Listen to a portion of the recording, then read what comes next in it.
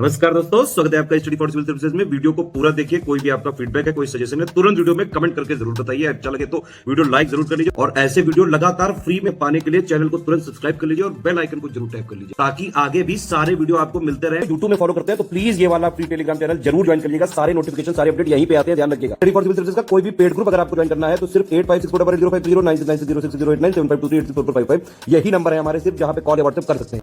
Instagram पे हमारा page जरूर फॉलो कर लीजिएगा, स्टडी फॉर सिविल .सर्विसेज है। ट्विटर पे हमको जरूर फॉलो कर लीजिएगा, @study for civils है। सारे क्वेश्चन अटेम्प्ट करिए और स्कोर अपना तुरंत कमेंट करके बताइए।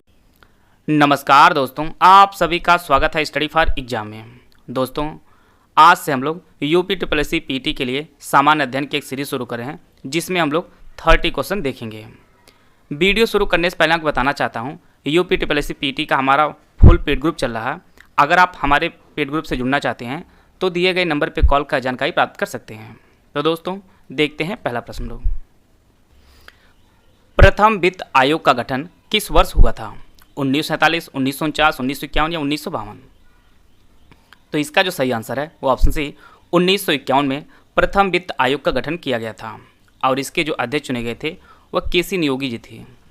केसी नियोगी प्रथम वित्त आयोग के अध्यक्ष थे और वर्तमान में 15वां वित्त आयोग चल रहा है और इसके जो अध्यक्ष चुने गए हैं वह एन.के. सिंह चुने गए हैं। एन.के. सिंह 15वें वित्त आयोग के अध्यक्ष हैं।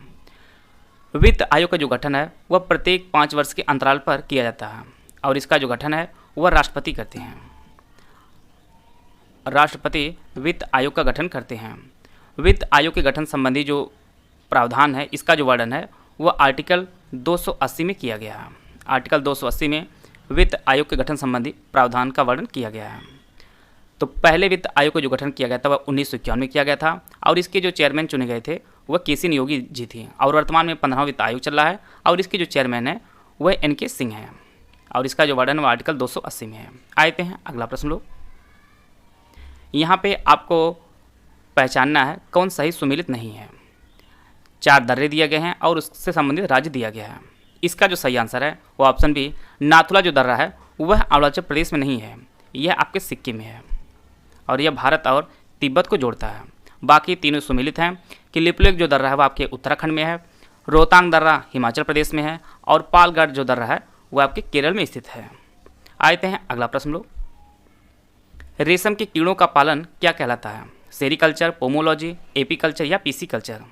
तो इसका जो सही आंसर है वो ऑप्शन ए सेरीकल्चर कहलाता है, रेशम के कीड़ों का पालन। पोमोलॉजी के अंतर्गत फलोत्पादन होता है, एपीकल्चर के अंतर्गत जो है मधुमक्खियों का पालन किया जाता है और पीसीकल्चर जो है वह मछलियों के उत्पादन संबंधित है। इस प्रकार जो इसका जो पहला ऑप्शन है वह सही है। आते हैं अगला प्रश्न लोग। नीति निर्देशक सिद्धांत संविधान के किस भाग में है? भाग 1, भाग 2, भाग 3 या भाग 4?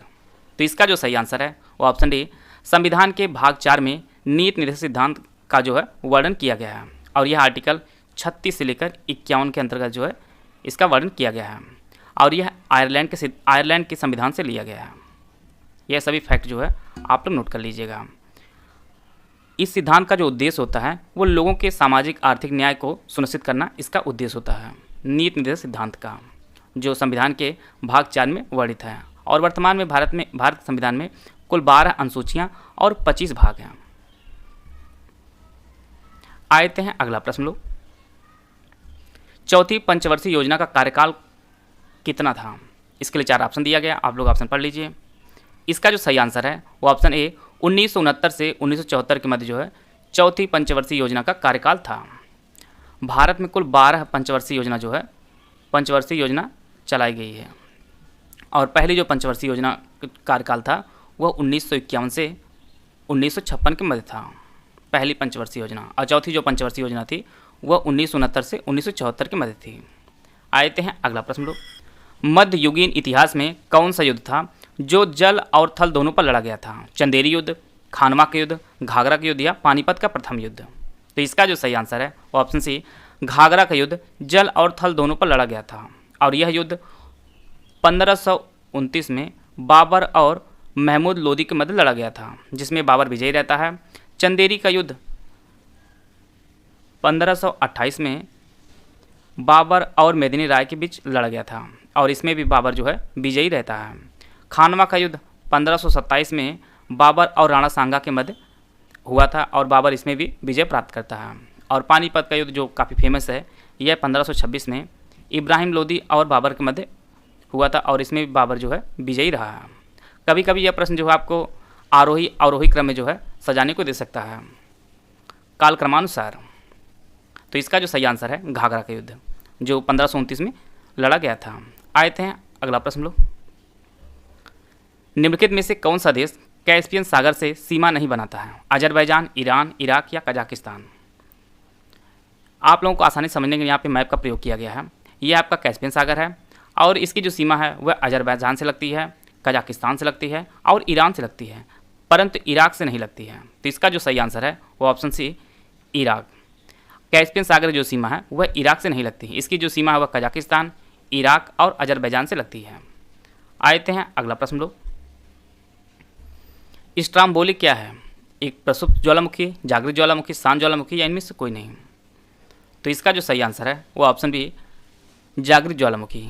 स्ट्राम्बोली जो है यह एक जागृत ज्वालामुखी है और यह इटली में स्थित है और इसे भूमध्य सागर का प्रकाश स्तंभ भी कहा जाता है स्ट्राम्बोली को। हरिसेन किस राजा के दरबारी कवि थे? समुद्रगुप्त, चंद्रगुप्त मौर्य, बिंदुसार या हर्षवर्धन। तो इसका जो सही आंसर है ऑप्शन ए हरिसेन जो है वह समुद्रगुप्त के दरबारी कवि थे और यह संस्कृत के एक महान कवि थे। इन्होंने प्रयाग प्रशस्त की रचना की है, प्रयाग प्रशस्त की रचना की है और यह समुद्रगुप्त के दरबारी कवि थे हरिसेन। 2011 की जनगणना के अनुसार भारत में जनघनत्व कितना है? इसके लिए 4 ऑप्शन दिया गया, आप लोग ऑप्शन पढ़ लीजिए। इसका जो सही आंसर है वो ऑप्शन सी 382 व्यक्ति प्रति वर्ग किलोमीटर 2011 जनगणना के अनुसार भारत में जनघनत्व है। अगर आपसे पूछता सबसे अधिक जनघनत्व कहाँ है तो आपके बिहार में है। बिहार में सबसे अधिक जनघनत्व है और यहाँ पे जो है 1106 व्यक्ति प्रति वर्ग किलोमीटर यहाँ का जनघनत्व है। दूसरा स्थान आता है पश्चिम बंगाल का, इसको भी आप लोग नोट कर लीजिएगा। और बात करते हैं सबसे कम की, तो सबसे कम जनघनत्व जो है वो आपके अरुणाचल प्रदेश में है। ये कई बार परीक्षाओं में पूछा है, इसलिए आप लोग इसको नोट करते चलेगा। यहाँ पर 17 व्यक्ति प्रति वर्ग किलोमीटर जो है जनघनत्व है अरुणाचल प्रदेश का। सबसे अधिक बिहार में, सबसे कम आपके अरुणाचल प्रदेश में। और टोटल इंडिया में जो है वो 382 है। आप लोग यूपी का बताइए कमेंट बॉक्स में कि यूपी का जनघनत्व कितना है 2011 की जनगणना के अनुसार। अफीम का वानस्पतिक नाम क्या है? यहाँ पे 4 ऑप्शन दिया गया, आप लोग ऑप्शन पढ़ लीजिए। इसका जो सही आंसर है वो ऑप्शन बी पैपेवर सोमनीफेरम जो है वह अफीम का वानस्पतिक नाम है। इसका जो ऑप्शन बी है वह सही है। किसका प्रयोग एक स्नेहक के रूप में किया जाता है? क्यूप्राइट, ग्रेफाइट, हेमेटाइट या क्रायोलाइट। तो इसका जो सही आंसर है वो ऑप्शन बी ग्रेफाइट का जो उपयोग है वह एक स्नेहक के रूप में किया जाता है। आप लोग पेंसिल की जो लीड होती है वह एक ग्रेफाइट की बनी होती है। आप लोग जानते हैं, आप बचपन से पढ़ते आ रहे हैं। ग्रेफाइट का जो उपयोग है वह पेंसिल की लीड के रूप में किया जाता है और उसका जो प्रयोग एक स्नेहक के रूप में भी किया जाता है। निम्नलिखित में से कौन सा क्षेत्र टोडा जनजाति का मूल स्थान माना जाता है? जौनसार पहाड़ियाँ, गारो पहाड़ियाँ, नीलगिरी पहाड़ियाँ या जयंतिया पहाड़ियाँ। तो इसका जो सही आंसर है वो ऑप्शन सी नीलगिरी पहाड़ियों को टोडा जनजाति का मूल निवास माना जाता है। और नीलगिरी जो पहाड़ियाँ हैं वह आपके तमिलनाडु में स्थित है, तमिलनाडु में स्थित है। जौनसार पहाड़ियाँ ये आपके उत्तराखंड में है और गारो और जयंतिया पहाड़ियाँ आपके मेघालय में स्थित है। यह आप लोग नोट करते चलिएगा क्योंकि परीक्षा में यह है पहाड़ी और उससे राज्य को सम्मिलित करने भी दे सकता है। आते हैं अगला प्रश्न लोग। ध्वनि तरंगों का सबसे तीव्र गमन किस में होता है? ठोस में, द्रव में, गैस में या निर्वात में। तो इसका जो सही आंसर है ऑप्शन ए ठोसों में होता है ध्वनि तरंगों का सबसे तीव्र गमन। इसका जो ऑप्शन ए है वह सही है। राष्ट्रीय पंचायती राज दिवस किस दिन मनाया जाता है? 24 अप्रैल, 12 जून, 20 मई या 5 सितंबर। तो इसका जो सही आंसर है ऑप्शन ए 24 अप्रैल को राष्ट्रीय पंचायत राज दिवस मनाया जाता है और इसे पहली बार वर्ष 2010 में मनाया गया था। इसका जो ऑप्शन ए है वह सही है। चाय का लाल कीट रोग किसके कारण होता है? कवक, शैवाल, जीवाणु या विषाणु। तो इसका जो सही आंसर है वो ऑप्शन बी शैवाल। चाय में जो लाल कीट रोग होता है वह शैवाल कारण होता है। और भारत में जो प्रमुख राज्य हैं चाय उत्पादन में उनमें जो है असम विशेष स्थान रखता है। अगर बात वर्ल्ड की करें तो सबसे अधिक जो निर्यात करता है उनमें जो शीर्ष देश हैं आपके वह श्रीलंका है। भारत में जो असम प्रमुख राज्य है और निर्यात के मामले में श्रीलंका का एक विशेष स्थान है। भारत में भी चाय काफ़ी उत्पादित होती है, लेकिन हम लोग चाय जो है निर्यात कम करते हैं, उसे पी जाते हैं ज़्यादातर। उसकी खपत हम लोग इंडिया में ही ज़्यादातर करते हैं। और श्रीलंका जो उत्पादन कम करता है, लेकिन वो बेचता जाता है, इसलिए जो है वह विशेष स्थान रखता है निर्यात में। मोहनजोदड़ो से कुल कितने मानव कंकाल प्राप्त हुए हैं? 19, 25, 21 या 13? तो इसका जो सही आंसर है वो ऑप्शन सी 21। मोहनजोदड़ो से कुल जो है 21 मानव कंकाल प्राप्त हुए हैं। इसका जो ऑप्शन सी है वह सही है। और 1922 में मोहनजोदड़ो की जो खुदाई है वह राखलदास बनर्जी ने कराई थी। इसका जो ऑप्शन सी है वह सही है। यहाँ पे आपको बताना है कौन सही सुमिलित नहीं है। इसके लिए 4 ऑप्शन दिया गया, आप लोग ऑप्शन पढ़ लीजिए। इसका जो सही आंसर है वो ऑप्शन सी भारतीय वन प्रबंधन संस्थान, ये आपके कोलकाता में नहीं है बल्कि ये भोपाल में है। बाकी तीनों सुमिलित हैं। केंद्रीय गन्ना अनुसंधान ये आपके कोयम्बटूर में है। भारतीय वन्य प्राणी संस्थान आपके देहरादून में है। और हिमालयी पर्यावरण एवं विकास का गोविंद बल्लभ पंत संस्थान जो है आपके अल्मोड़ा में स्थित है। इस प्रकार जो इसका जो उत्तर होगा ऑप्शन सी भारतीय वन प्रबंधन संस्थान जो आपके भोपाल में स्थित है। यहाँ पर सही सुमिलित करना है। एक तरफ नदियाँ दी गई हैं और दूसरी तरफ राष्ट्रीय जलमार्ग संख्या दिया गया है। इसके लिए 4 ऑप्शन दिया गया है, आप लोग ऑप्शन पढ़ लीजिए। गंगा नदी जो है वह राष्ट्रीय जलमार्ग नंबर 1 संबंधित है। ब्रह्मपुत्र नदी जो है वह राष्ट्रीय जलमार्ग 2 संबंधित है। गोदावरी और कृष्णा जो है वह राष्ट्रीय राजमार्ग 4 संबंधित है। गोदावरी और ब्राह्मणी नदी जो है वह राष्ट्रीय जलमार्ग संख्या 5 संबंधित है। तो इस प्रकार जो है इसका जो ऑप्शन सी है वह सही है। इससे एक प्रश्न बार बार पूछता है कि राष्ट्रीय जलमार्ग 1 की कुल लंबाई कितनी है। तो इसकी जो कुल लंबाई है राष्ट्रीय जलमार्ग 1 की वो 1620 किलोमीटर है और यह प्रयागराज से हल्दिया तक फैला हुआ है। तो इसका जो ऑप्शन सी है वह सही है। आते हैं अगला प्रश्न लोग। 2026 के राष्ट्रमंडल खेल की मेजबानी कौन सा देश करेगा? भारत, इंडोनेशिया, जापान या ऑस्ट्रेलिया? तो इसका जो सही आंसर है वो ऑप्शन डी ऑस्ट्रेलिया में होगा 2026 के राष्ट्रमंडल खेल। और वर्ष 2022 का जो राष्ट्रमंडल खेल जुलाई अगस्त में होने वाला है वह इंग्लैंड के बर्मिंघम में आयोजित होगा। इसको भी आप लोग नोट कर लीजिएगा। आते हैं अगला प्रश्न लोग। हाल ही में 56वां ज्ञानपीठ पुरस्कार असमिया कवि नीलमणि फुकन को प्रदान किया गया है। आपको बताना है इसमें जो पुरस्कृत राशि कितनी दी जाती है? 5 लाख, 7 लाख, 19 लाख, 9 लाख या 11 लाख? तो इसका जो सही आंसर है वो ऑप्शन डी 11 लाख राशि प्रदान की जाती है ज्ञानपीठ पुरस्कार के तहत, नगद राशि। और यह भारत का सर्वोच्च साहित्यिक सम्मान है और पहली बार इसे 1965 में दिया गया है मलयालम कवि जी शंकर कुरुप को। और वर्तमान में जो पुरस्कृत राशि है वह आपकी 11 लाख रुपए है। इसका जो ऑप्शन डी है वह सही है। हाल ही में एलिना रिबाकिना ग्रैंड स्लैम जीतने वाले किस देश की पहली खिलाड़ी बनी है? तुर्कमेनिस्तान, कजाकिस्तान, मंगोलिया या किर्गिस्तान? तो इसका जो सही आंसर है ऑप्शन बी यह जो है कजाकिस्तान की पहली खिलाड़ी बनी है जिन्होंने ग्रैंड स्लैम जीता है।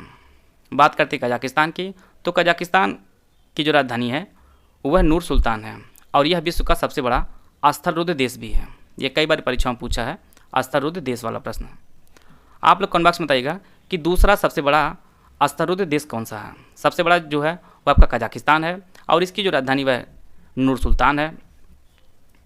आते हैं अगला प्रश्न लोग। 13 एक्सप्रेसवे वाला देश का पहला कौन सा राज्य बना है? कि किस राज्य में 13 एक्सप्रेसवे है? महाराष्ट्र, उत्तर प्रदेश, राजस्थान या गुजरात? तो इसका जो सही आंसर है वो ऑप्शन बी उत्तर प्रदेश। उत्तर प्रदेश देश का पहला राज्य बना है जिसमें 13 एक्सप्रेसवे वर्तमान में है। आते हैं अगला प्रश्न लोग। विश्व आर्थिक मंच द्वारा जारी जेंडर गैप रिपोर्ट 2022 में दुनिया के कुल 146 देशों में भारत की रैंक क्या है? 132, 135, 139 या 140? तो इसका जो सही आंसर है वो option B 135। Gender gap report 2022 में जो भारत को रैंक प्राप्त हुई है वह 135 स्थान प्राप्त हुआ है। और यह जो रिपोर्ट है वह विश्व आर्थिक मंच ने जारी किया है और इसमें कुल 146 देशों की रैंकिंग जारी की गई है। इस रैंक में प्रथम जो स्थान प्रदान किया गया है वह आइसलैंड को दिया गया है। एक बार हम लोग फिर से इसको देख लेते हैं कि यह जो रिपोर्ट है जेंडर गैप रिपोर्ट 2022 को विश्व आर्थिक मंच ने जारी किया है। इसमें कुल 146 देशों की रैंकिंग जारी की गई है। पहले स्थान पर आइसलैंड है और भारत की जो रैंक है वह 135 है। इसका जो ऑप्शन बी है वह सही है। प्री प्राइमरी स्तर पर नई शिक्षा नीति NEP को लागू करने वाला देश का पहला राज्य बना है असम, उत्तराखंड, गुजरात या राजस्थान। तो इसका जो सही आंसर है वो ऑप्शन बी उत्तराखंड बना है, पहला राज्य जिसने प्री प्राइमरी स्तर पर नई शिक्षा नीति को लागू किया है। और वर्तमान में उत्तराखंड के मुख्यमंत्री पुष्कर धामी हैं और यह उत्तर प्रदेश से 9 नवंबर वर्ष 2000 को अलग हुआ था उत्तराखंड। आते हैं अगला प्रश्न लोग। हाल ही में प्रकाशित पुस्तक the McMahon line a century of discord जो पुस्तक है किसने लिखी है? जे सिंह, शिव कुणाल वर्मा, निरुपमा राव या प्रबल दास गुप्ता। तो इसका जो सही आंसर है वो ऑप्शन ए, यह जो पुस्तक है वो जे सिंह ने लिखी है, the McMahon line a century of discord. और मैकमोहन रेखा जो आप लोग जानते हैं कि यह भारत और चीन के मध्य स्थित है। और जे सिंह जो है वो पूर्व सेना अध्यक्ष भी रह चुके हैं। हाल ही में किस भारतीय शहर को संयुक्त राष्ट्र खाद्य और कृषि संगठन FAO द्वारा 2021 tree city of the world के रूप में मान्यता दी है? मुंबई, पुणे, हम्पी या अहमदाबाद। तो इसका जो सही आंसर है वो ऑप्शन ए, मुंबई को। FAO ने 2021 tree city of the world के रूप में मुंबई को मान्यता दी है और इससे पहले जो है हैदराबाद को यह मान्यता प्राप्त हो चुकी है।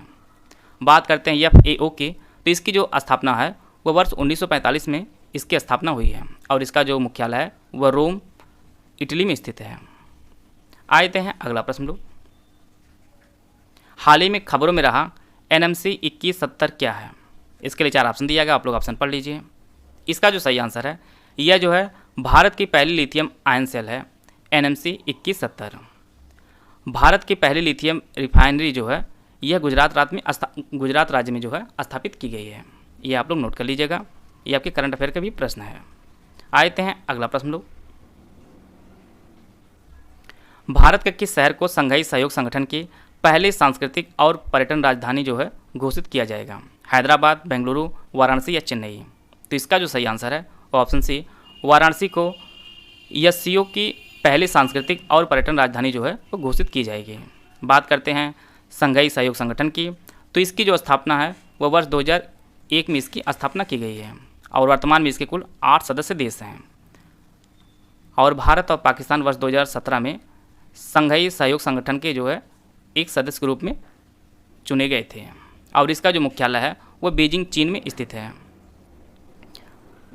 आते हैं अगला प्रश्न लोग। जुलाई 2022 में पूर्वोत्तर के किन 2 राज्यों की सरकारों ने सीमा विवाद के मुद्दे को हल करने के लिए नामचाई घोषणा पत्र पर हस्ताक्षर किए हैं? यहाँ पे ऑप्शन दिया गया, आप लोग ऑप्शन पढ़ लीजिए। तो इसका जो सही आंसर है वो ऑप्शन बी, नामचाई घोषणा पत्र पर असम और अरुणाचल प्रदेश ने हस्ताक्षर किए हैं। असम के मुख्यमंत्री हेमंत बिस्वा शर्मा और अरुणाचल प्रदेश के मुख्यमंत्री पेमा खांडू ने इस पर हस्ताक्षर किए हैं। तो आइए हम लोग करंट अफेयर के सभी प्रश्नों का एक बार क्विक रिवीजन कर लेते हैं। 2026 के राष्ट्रमंडल खेल की मेजबानी ऑस्ट्रेलिया करेगा। हाल ही में 56वां ज्ञानपीठ पुरस्कार असमिया कवि नीलमणि फुकन को प्रदान किया गया है और इसके तहत पुरस्कार के रूप में 11 लाख रुपए नगद राशि प्रदान की जाती है।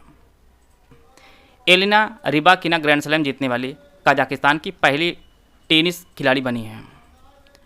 13 एक्सप्रेसवे वाला देश का जो पहला राज्य बना है वह आपका उत्तर प्रदेश बना है।